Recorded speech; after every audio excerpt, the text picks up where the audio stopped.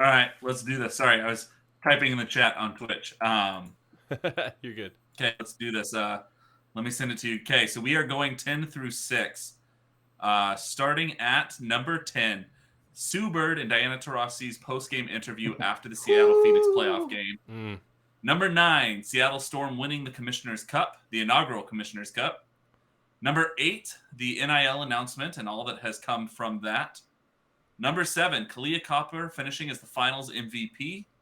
And number 6, Ari McDonald's tourney performance and all that run was.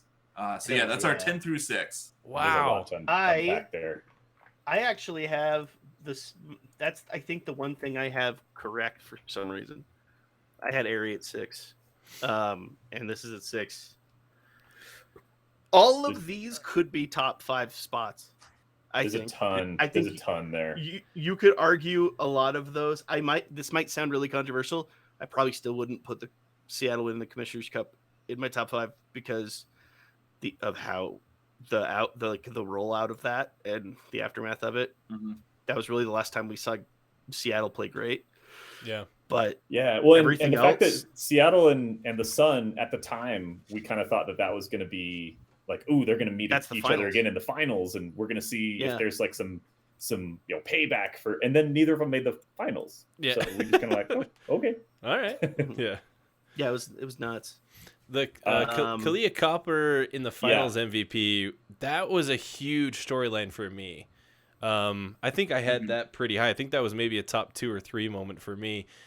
That, and for some reason, because there was so much surrounding Candace Parker and there's so much story about her, and we mentioned a lot on this show that Candace Parker like gets all the pub, but this is Copper's team. Like this is she is the new she may not be what the media consider the face of the franchise, but those who watch, Copper is the future.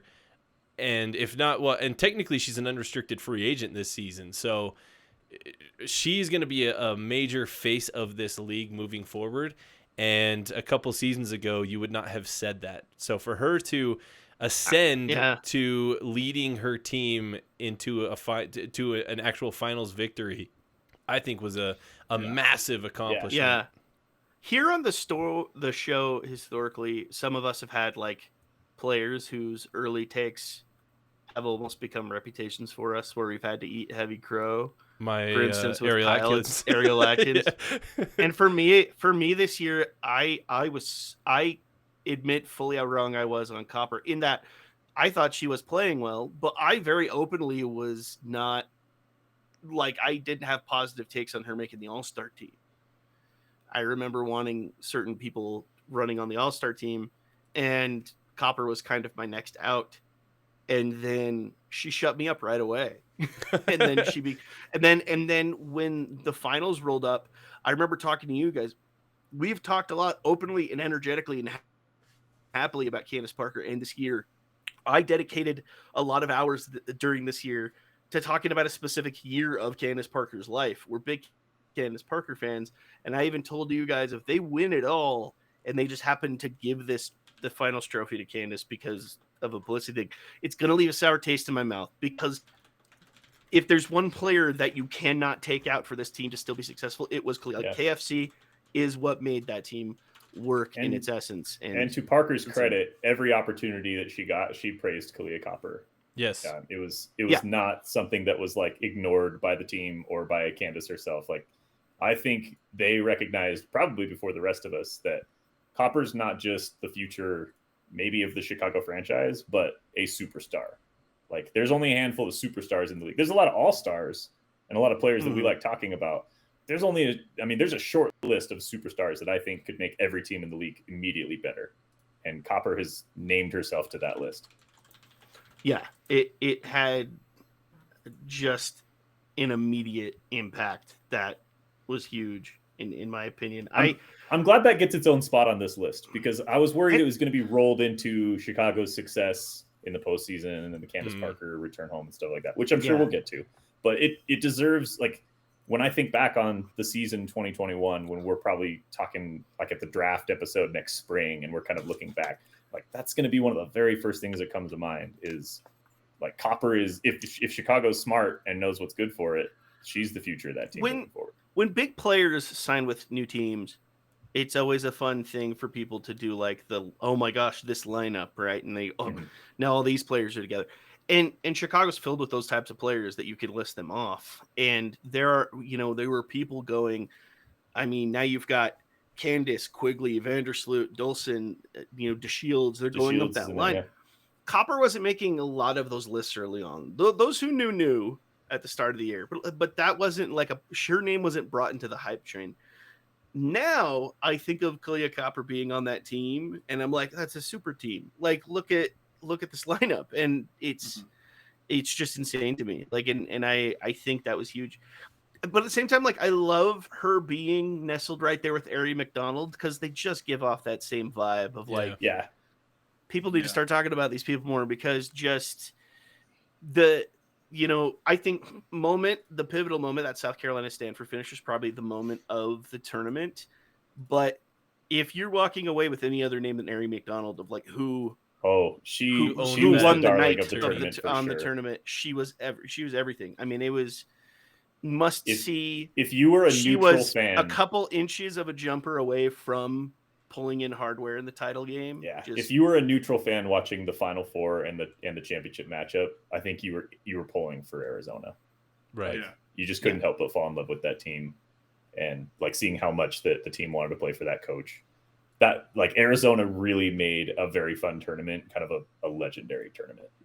They did, yeah. She got on McDonald, and everything about it, like the personality, her correcting people on her name, in pressers. Yeah. Like, I loved so much about her story and her performance, her fearlessness. It just spoke to it.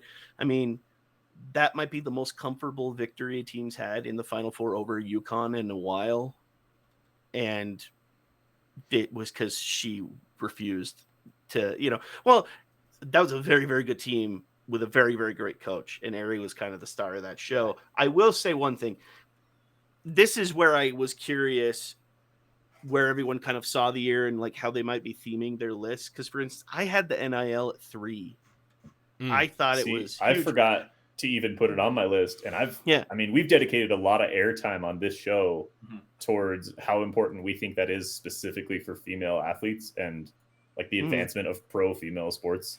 And I'm embarrassed that it didn't make my list, because once I heard Jason say it, I was like, oh yeah, I think low key that might influence the future of women's basketball more than anything we talk about tonight. Exactly. That's what it is. If you want to talk about the most impactful moments, like what's still going to be ringing longer into the future from the moment it happened, it's that announcement. Now, that announcement was just a formal excerpt. It wasn't technically a women's basketball announcement in that it affected all of collegiate sports.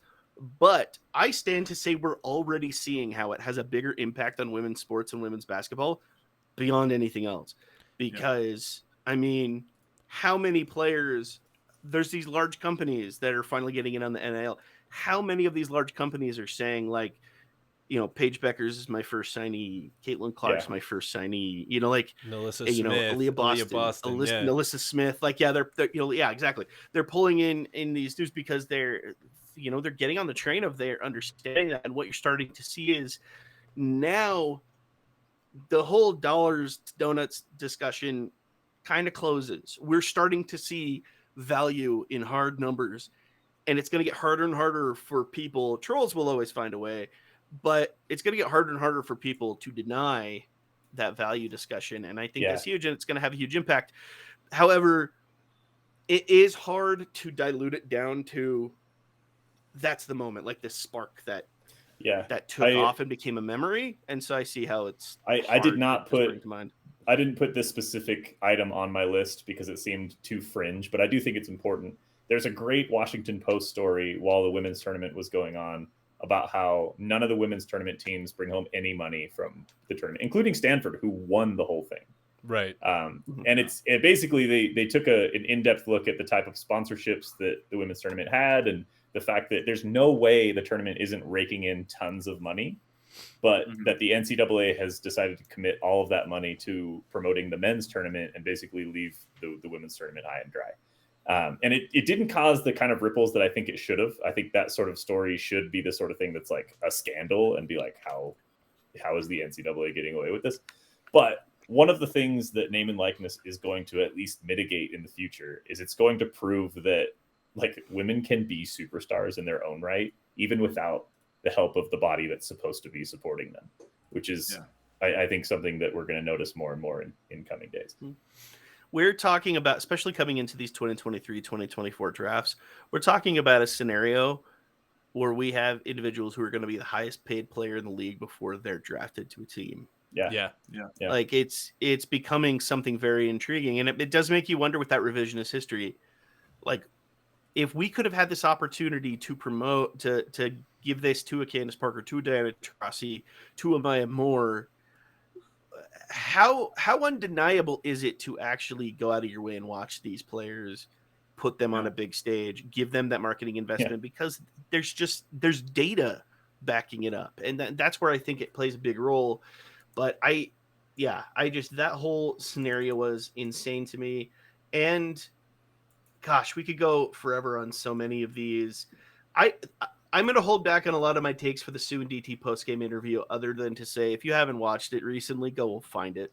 Yeah, it was just a great moment. And feel something for a while. Yeah. I think that's why I saw that one. I'm glad that one made a top 10 simply because of the feels that potentially came just because of that. So I think that was a big that was a big one. That was just a big feels. If we learn if we learn in the spring that Sue Bird is done playing in the WNBA, it's probably going to ascend even higher on my personal list, because it becomes the Sue Bird retirement interview, and it's very possibly could be that. I don't think she knows if she's going to play potentially yet again. the DT retirement interview. Who knows? No, she's never retiring. I'm not worried about that. We'll see you in the lobby, Kyle. She already said just go to Paris. So, and then just Rachel Ellering might sneak into your DMs with some angry words. But no, I think that moment was huge, and it's very interesting to me that we talk about a formal financial announcement from a college organization, 2 young players who got themselves on a good stage, 2 older players who are having nice moments in the twilight of their career. All of these differences, we still can't find room to talk about the Commissioner's Cup, can we? Like, it's no, it just didn't end up mattering as much as we wanted it to. I think the Commissioner's Cup win meant more after it was over. Like, the lead up to it, I felt was really low, but when Sue Bird, I can't remember off the top of my head her exact quote, but they said, like she was carrying the trophy, and she said something like, it doesn't weigh as much as the bonus money that we're getting, or something like I can't remember what she said, but she kind of threw that out there.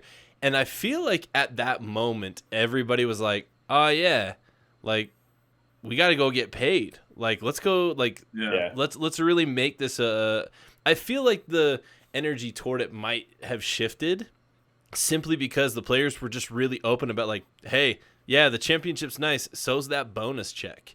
And I think that's going to cause a lot of players to be like, oh, yeah. Like, there is something else I liked about it, too. And it's that at that moment, I think each of us would have bet everything we owned that those would be the 2 finals teams. Yeah. It felt obvious they were just a cut above the rest. Mm-hmm. And I think we're finally, like, every year the WNBA introduces, like, a couple more games to the regular season. And, like, this year we've got a couple changes to the playoffs. And I think it's going to start to matter. Like, the long run is going to matter. It's not going to be a sprint anymore. And we saw that with Phoenix turning it on at the right time at the end of the season, with Chicago rebounding from a terrible start to their season when Candace Parker was injured. We're starting to get to where I feel like it's always been a legitimate champion. Whoever the champion is always has, like, absolute claim to that.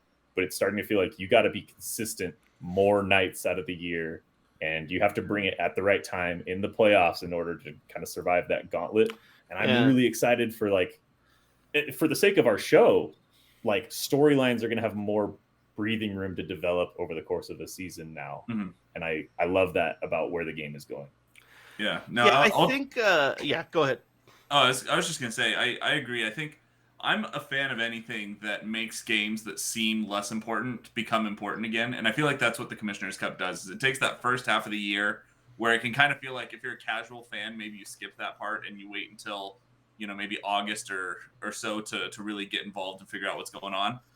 But it made those early games more important and more interesting because like leagues I follow, like the NHL and the Major League Baseball, like there's such long seasons that there's certain points of the seasons where it just feels like it doesn't mean anything. And I like that they're doing something to try to make the whole season feel important and feel big. And I feel like that's one thing the Commissioner Cup did accomplish that I was really happy with. Yeah, I think there's a lot of things. I mean, the story with it's going to change over time. I still stand by saying having it run half of the season, you're short sheeting a lot of those early games. It's just not enough for people to invest in it. If you cut that to you make the schedule compact around that first month to 2 months of the season so that you're able to really kick it off that way and make it feel like an event a little bit more than, I mean, it kind of got scheduled the way it did this last year because it was a way to return to WNBA games after the Olympics. And this was, this is kind of a different field to it. So I think it will improve over time. There's a lot that needs to be done so that it closes out with a bang and not a whimper. But to Logan's point, we might look at it much more fondly if it really was a preview of the finals, which is what we thought it was going to be. And at that, it's one of those things of it didn't really pan out that way. And so the importance of that game kind of just fell to the wayside. And it may just be the mercy of whether or not that happens from year to year. The last thing I'll say is it is a shame that it feels like it fizzles a little bit because that's a damn fine trophy. And it's a good, I've been wanting to talk more about that Rose Gold Trophy. And I think that's, I think the Storm should have that as like a lot of teams, if they have won a title or two, they have that emblem with the title trophy. Like throw that Rose Gold Trophy emblem on there too. Yeah, and let it make some sense. We'll have to walk through some ideas to fix the Commissioner's Cup. Like that's a topic that could take up a full 40 minutes. But something they do need to do that I don't have a solution for yet is they need to make the regular season games that count towards the Commissioner Cup. They gotta, like, the only way that is by looking at the schedule and seeing the emblem next to it and being like, oh, this is a Commissioner's Cup game, I guess.